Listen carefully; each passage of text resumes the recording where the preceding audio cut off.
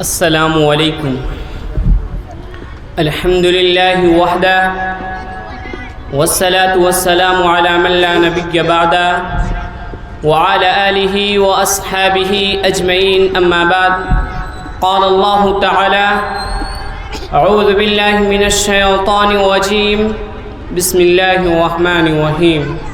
صدر محترم، اساتذہ کرام، مہمانان اعظام، حکم صاحبان اور معزز سامعین، آج میں آپ لوگوں کے سامنے ایک ایسی بیماری کے بارے میں بات کرنے آیا ہوں جو نہ جسم کو لگتی ہے نہ آنکھ کو دکھائی دیتی ہے، مگر اس روح کو جلا کر راکھ کر دیتی ہے۔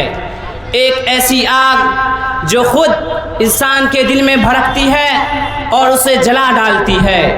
جی، میں حسد کی بات کر رہا ہوں، وہی حسد جو شیطان کو راندۂ درگاہ کروا گیا، اور وہی حسد جس نے قابیل کے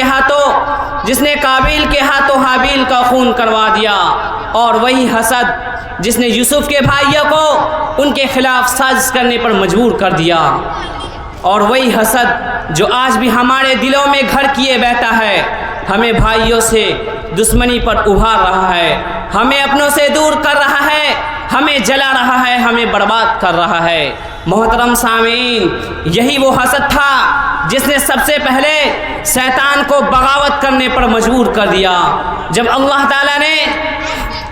تعالیٰ نے حضرت آدم کو پیدا کیا اور تمام فرشتوں کو حکم دیا کہ آدم کو سجدہ کریں، تو سبھی نے اس حکم کی تعمیل کی، مگر تکبر میں، گھمنڈ میں، نشے میں چور ابلیس نے کہا انا خیر میں اس سے بہتر ہوں۔ یہی حسد تھا، یہی تکبر تھا، یہی آگ تھی جو ہمیشہ کے لیے شیطان کو ذلیل و خوار کر دیا۔ اتنا ہی نہیں، اے حسد کرنے والے سنو، یہ حسد تمہیں کہیں کا نہیں چھوڑے گا، یہ تمہاری راتوں کی نیند اڑا دے گا، یہ تمہارے دل کا سکون چھین لے گا، یہ تمہاری نیکیوں کو برباد کر دے گا۔ نبی کریم صلی اللہ علیہ وسلم نے فرمایا اِيَّاكُمْ وَالْحَسَدَ فَإِنَّ الْحَسَدَ يَأْكُلُ الْحَسَنَاتِ كَمَا تَأْكُلُ النَّارُ الْحَطَبَ۔ حسد سے بچو، کیونکہ حسد نیکیوں کو اس طرح کھا جاتا ہے جیسے کہ آگ لکڑی کو جلا ڈالتی ہے۔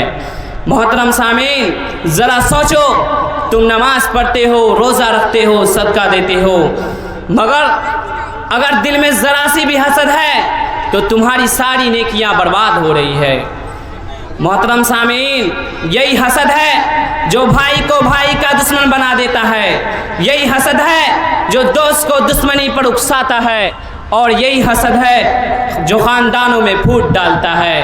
اور یاد رکھیں، یہ حسد کرنے والا کبھی خوش نہیں رہتا، وہ ہمیشہ دوسروں کی خوشیوں کو دیکھ کر جلتا ہے، وہ اپنی زندگی میں کبھی سکون نہیں پاتا۔